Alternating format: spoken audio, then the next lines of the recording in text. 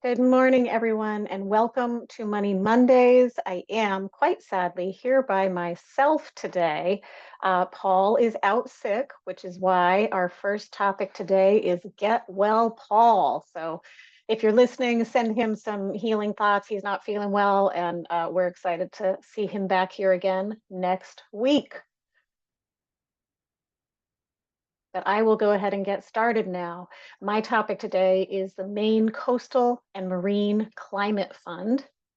And this is a fund that supports projects that are aligned with the coastal and marine recommendations that are in Maine's climate plan, which is Maine Won't Wait. They have a couple of goals here. They're hoping this money can be used to fill funding gaps.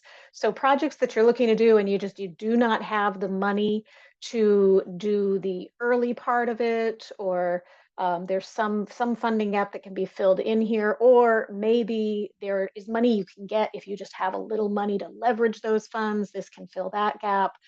It also will support baseline studies, the plans you need before other resources can be secured. So they really want it. It's not intended to fund an entire project. It's intended to really catalyze projects, is what I would say. So it has to be based on the coastal and marine related recommendations. So what are those? Well, here's the report from which those recommendations come. And the recommendations are on pages 6 and 7, and then 18 through 23 of this report. And there's a link for the report at the end where I provide you all the links. Here's a nice wall of words. This is a couple of pages that I just referenced. I think those first two are page 6 and page 7. And then the third one is probably page 18, the first of the last set of recommendations. So that's a lot to read. It looks like a lot. If you were to zoom in, you'd see things like this recommendation: protect natural and working lands and waters, seek opportunities to restore and increase the resilience of coastal, marine, and inland habitats. So conservation, or if you're monitoring, if you're setting up a plan, if you're trying to figure out what's going on in an ecosystem, and in order to help it be resilient and withstand sea level rise and climate change impacts. This is any project that fits in there, fits into the recommendations, and there are more recommendations. The strategies they hope you will employ for projects that this grant will fund are monitoring, like I had said, doing some research, convening, bringing people together to help figure things out, and planning. And particularly funding requests for meetings and convenings that bring together different stakeholders and practitioners. These are things that are highly encouraged here. The projects have to address one or more of these items listed here, all related to coastal and marine ecosystems. So conservation, restoration, figuring out what's going on with ocean acidification, sequestering carbon, understanding how species are changing, maybe shifting, migrating according to warming temperatures, data analysis, all these sorts of things. And again, conservation, which I think is probably one of the ones that applies most to our municipalities.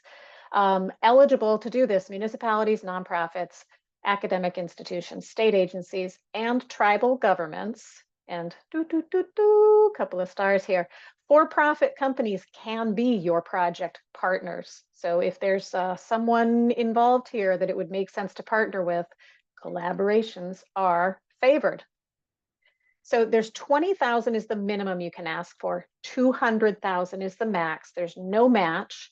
There is a requirement that no more than 20% of the funding they give you can go toward indirect expenses. So your overhead, your background, your rent, your utilities, the things you have to do to make your program run. No more than 20% to that.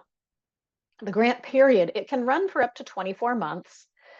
Couple of no-goes here. They won't let you do something that's just, it's part of your mission, but you don't have a start or an end date. This is just kind of ongoing operations. That's not going to get funded. Equipment they will fund, but only if it's tied directly to a project. Not like, we need this to do everything and this project. No, it has to be for the project. Projects that are exclusively tied to business or industry aren't going to get funded. You can have, like I said, a private for-profit partner, but it can't be only for those interests. And they won't fund municipal or regional construction.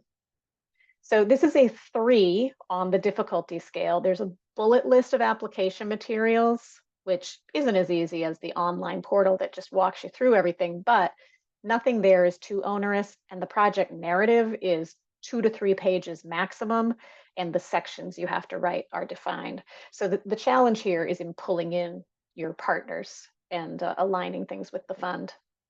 The deadline for this is October 23rd. They will make decisions before the end of 2025. If you're interested in this, you can read the request for proposals, check out those recommendations. There's that link to the report. If you have questions, you can send them to Andrea Perry of the Broadreach Foundation. And your completed application has to be mailed to Dan at Broadreach by October 23rd. Now, this is very particular, obviously, to our coastal communities. And so I wanted to make sure I had something for everybody. I love, I love legal stuff. I love legal dramas. I love legal books. So the Supreme Court review was always a highlight for me. I used to go down to the National League of Cities conference, and I loved when they would give the overview of what the Supreme Court had decided and how it affected municipalities.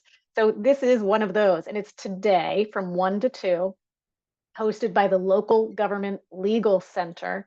And they're going to cover public safety, the environment, employment law, and nationwide and universal injunctions. That's all of these preliminary injunctions that have been issued and how they're affecting whether funds are flowing or not. So that one I think is very interesting.